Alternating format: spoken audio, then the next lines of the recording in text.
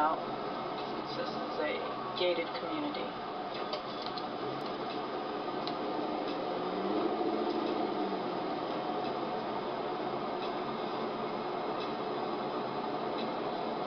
This is the main road into Shipyard,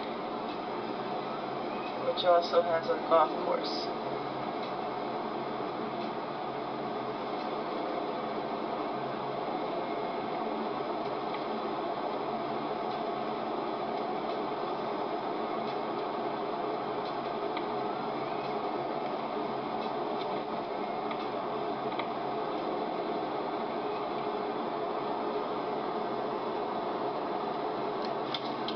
Now we're turning into Valencia Road, where our timeshare is.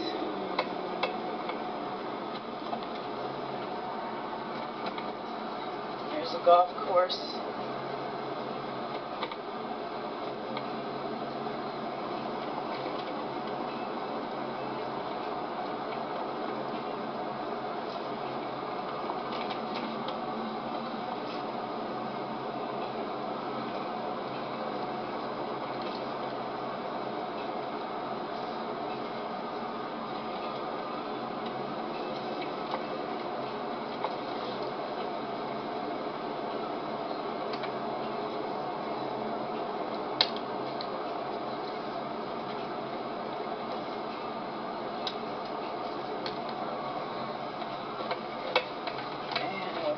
Past the activity center and then into our parking space.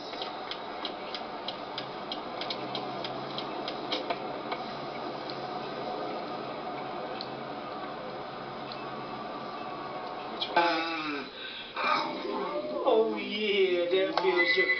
Oh, that feels so good. Tell Paul that feels so good. Yeah, it feels good. Yeah. Oh, look, he's waiting for more. Well, can I rub his fingers? Can I rub his stomach? No. Go ahead, you pet him, see if he does it for you. No, I'm scared of him when he does that. No. Yeah, he might do it for you. Oh, hey, come on, can I tell me? Oh yeah. Yeah. Oh yeah, it feels so good. That feels good, huh? You should send that into one of those shows. It feels so good. Oh yeah, to America's Funniest Videos for animals. Yeah, that is very Listen funny. to her. Oh no. Now this dog is from a shop in Savannah.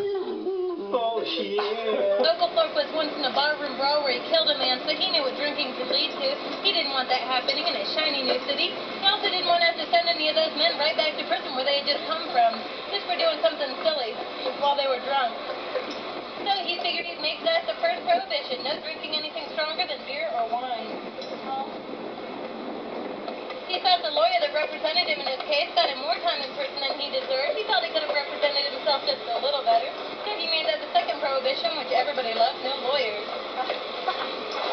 Like I said earlier, Savannah was founded in this location so it could be a buffer colony for the Carolinas, protecting the Carolinas from the Spaniards in Florida. Well, seeing as the Spaniards in Florida were Catholics, that would defeat the whole purpose of having Savannah as a buffer colony if we had Catholics here. So that was the third prohibition, no Catholics. Uncle Thorpe also wasn't a big fan of slavery, so he made that the fourth prohibition. No buying or selling of slaves in Savannah. However, everybody did find a loophole.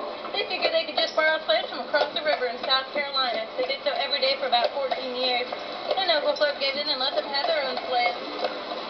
Well, like I said, none of the prohibitions lasted more than 30 years. No, it got all kinds of Catholic drinking lawyers. It's just crazy.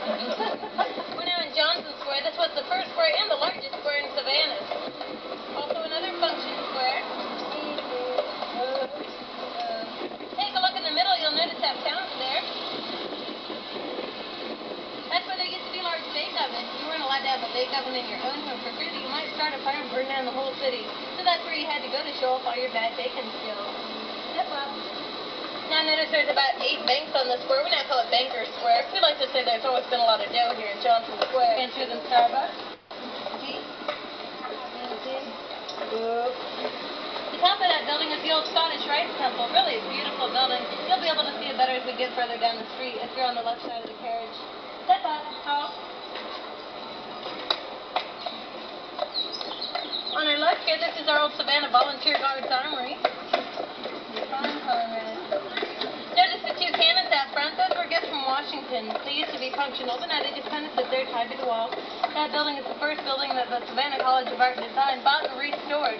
One of their majors is historic preservation, so they like to buy these old buildings, restore them, take them into classrooms and offices. They started out in that building with about 71 students. Now they have about 7,000 and rising. They're now the largest private art college in the country, and they own about 82 buildings here in Savannah that they've restored. They've really done a lot for the city as far as restoring buildings. Now, on the in the balcony, there are pews that's been up there since 1859. They have cursive Hebrew writing on the side. And that's the message that was put. It's the message to me.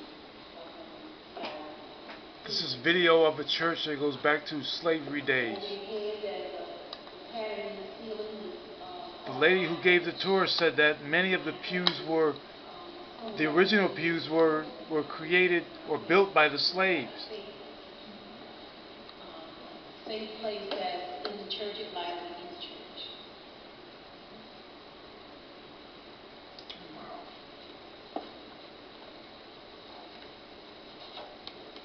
We do all in town on Sunday. We're ready to start. Invite you all to come worship. That would have been nice. I'm sure. Video. We had people here from the start. Video of baptism. Down with the doors open.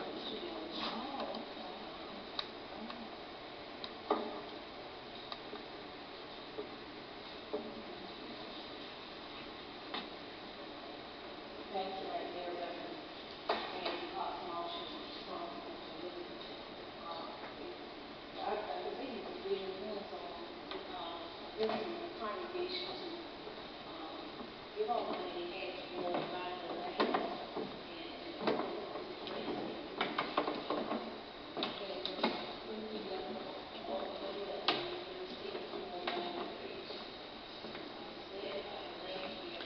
She said that these were the original pews that were made by the slaves. This is a few of them that are still left.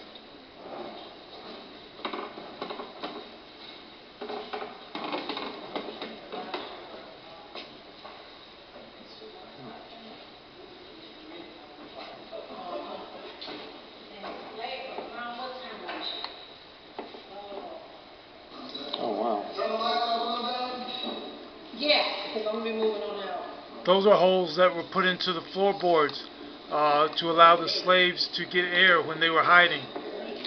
Just because this church was part of the Underground Railroad. Oh, he's kicking in on me.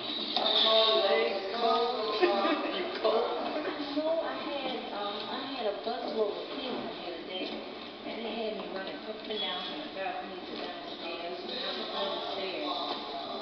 How many of these are there? Now, they originally was 29. Now they had them in groups of 4. We have